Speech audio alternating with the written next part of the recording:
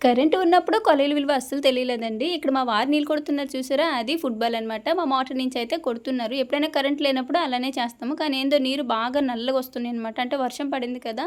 అయితే అదే టైంకి కరెక్ట్‌గా పంచాయతీ కొలీలయితే వచ్చాయి. మొంతా తుఫాన్‌కి 2 డేస్ నుంచి కరెంట్ లేదు కదండీ! అప్పటికి మా వారైతే మా తాతయ్య వాళ్ళ ఇంటికి పోయి పంపులో నీళ్ళు 2 సార్లయితే కొట్టుకొచ్చారు. ఇంతలో వచ్చింది. ఇందాక చూసారు కదా! నీళ్ళు ఎంత మురికిగున్నాయో. పంచాయతీ నీళ్ళు రాగానే ఇంకా ఫాస్ట్‌గా గిన్నెలు కడిగేసి బట్టలన్నీ ఉతికేసాము. ఆ కొలయి 1 అవరే ఇస్తారనమాట.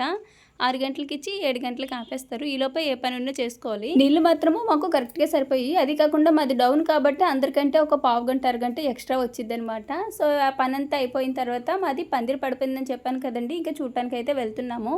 ఇక్కడ చూసారా? ఇదంతా మల్లెలు, జాజుల తోటనమాట. మొత్తం మునిగిపోయి ఈ నీటిలో వెళ్ళాలంటేనే భయం వేస్తుంది. కరెంట్ తీగలు కూడా ఉన్నాయి. కరెంట్ లేదు కాబట్టి సరిపోయింది. ఎందుకంటే ఎక్కడికక్కడ జాయింట్లుంటాయనమాట. ఆ నీటిలో రావాలంటే మాత్రము నేను ఎంత నిదానంగా వచ్చున్నానంటే, ఎందుకంటే ఆ ప్లేస్ అంతా పాములు తిరుగుతుంటాయి మామూలుగా. ఇంకా మా పందిరి పడిపోయింది. అలానే రీసెంట్‌గానే తుఫాన్‌కి ముందే మిరప మొక్కలు నాటామనమాట. ఎలా ఉన్నాయో చూద్దామని వచ్చాము. ఇదే రావడం నేను. ఎందుకంటే ఆ నీరు తగ్గే వరకు మరి చెట్ల కాడికి రానైతే మా వారితో చెప్పేసాను. ఈ చెరువులో కనిపిస్తున్నాయి కదండీ! అవన్నీ కూడా మిరపతోటలనమాట. అన్నీ మునిగిపోయి ఇంకా మా పందిరి కూడా చూసారు. ఆ పోల్ ఉంది కదా! వైట్ కలర్‌ది. అది కూడా మానేయాలనమాట. కానీ నీటిలో మునిగిపోవడం వల్ల ఇంకా కింద కర్రలన్నీ కూడా పీక్కొచ్చేసి పందిరైతే ఒక మూలకు పడిపోయింది. రీసెంట్‌గానే కర్రలు కూడా మార్చాము. ఆ రోజు రాత్రి వచ్చిన గాలి అటువంటిదండి. అది కాకుండా పెద్ద పెద్ద చెట్లు స్తంభాలే పడిపోయి మా పందిరి ఇంకా ఏదో ఒక మూలకు పడింది సంతోషం. ఇంకా దాన్ని అలా నిలబెట్టుకుంటూ రావాలి. అది కూడా నీరంతా తగ్గిన తర్వాతనే. పైన తీగ మాత్రమే ఉంది. ఇంకా ఆకులన్నీ కిందున్నాయనమాట. ఆ గాలికి మొత్తం ఊడ్చుకుపోయింది.